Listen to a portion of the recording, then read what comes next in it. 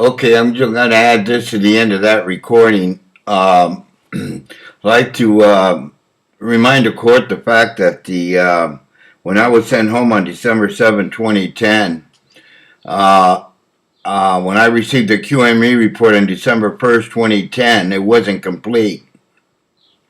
The QME report was not complete because the doctor, I forgot his name, said that he doesn't do hearing tests.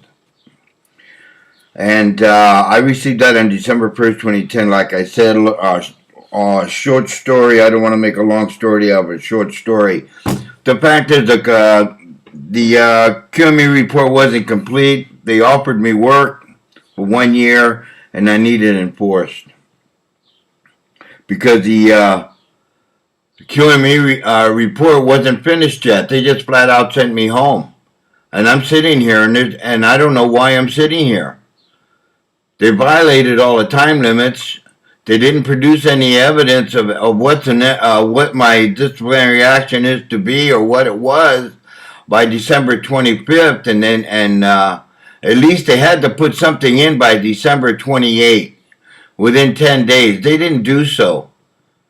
They didn't do anything. They went around the Board of Adjustments, and that has time limits within 30 days. They didn't do that. They just didn't do anything within the time limits. And I don't know why I'm sitting here waiting for a phone call or registered mail to report to work when I have 200 employees underneath me. Now, James Williams, the transportation manager in Tracy, California, knows all this. He should have returned me to work like he does for 1,500 other Teamsters or 400 truck drivers. If it's not within the time limits, they're returned to work immediately. If it's not within the time limits, they're returned to work immediately. Now, I should note for the record in Administrative Judge Grill the fact that I don't know why I'm sitting here. They didn't produce anything.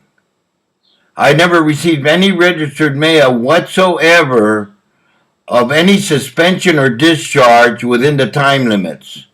I did not receive one document of why I'm sitting here waiting for a phone call or registered mail to report to work according to the notice of offer of work that I asked for Eureka Run at 10 o'clock in the morning. And I'm still sitting here waiting. So I should get all that back pay because they didn't comply. 3 times they didn't comply. And I hate to keep repeating myself, but my life is on the line here. And I don't know why I'm sitting here. I don't have one document. Not one document for suspension or discharge, or the reason why I'm sitting here by registered mail within the time limits. Not one. And I'm still sitting here. So I should get all that back pay and benefits, and I hope Administrative Judge Grill returns me work according to the notice of offer of work that wasn't complete. They just flat out sent me home.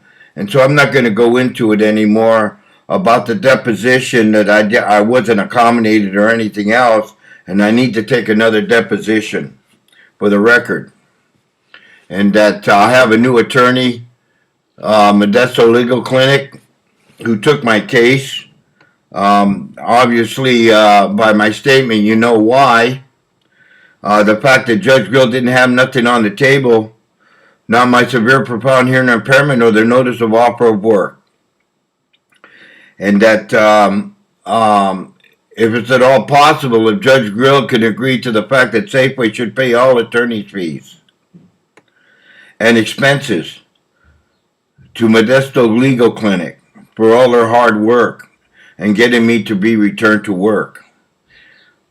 For the fact that Adam Stewart, I feel that he failed in his responsibility by not getting me a hearing test or not mentioning the fact to the Administrative Judge Grill that the QME report was not complete.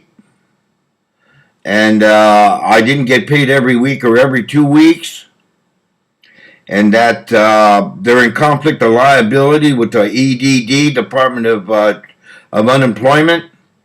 And he didn't mention one word about it since 4/17/2009 and ongoing. And I received another document from EDD saying that Safeway is in conflict of liability. I should be working.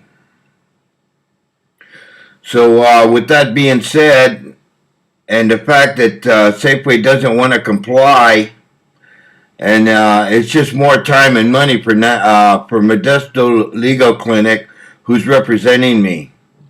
And I don't feel I should have to pay Adam Stewart anything. So, but that's for you to decide what is fair and equal under the law. And your decision, I agreed to accept your decision, whatever is reasonable under the law. But I do request to go to trial to hear the case for the 202 Disability Act of 2009. Anyways, like I said, I have permission, or I was instructed to pursue this by the union attorney on Workmen's Comp, and they're aware that I have a disability issues. I exhausted the union remedy. There's no remedy under the union to return me to work because I have a disability. And so they're not going to deal with it, and they threw it on Workmen's Comp's lap. So, and the fact that I told them that I had a severe profound hearing impairment, and that wasn't acceptable, even though I sent them a prescription and the test results to the union attorney, and it wasn't accepted, and they denied me arbitration. And so I, Julio Zamora, invoke double standards. Life is not fair.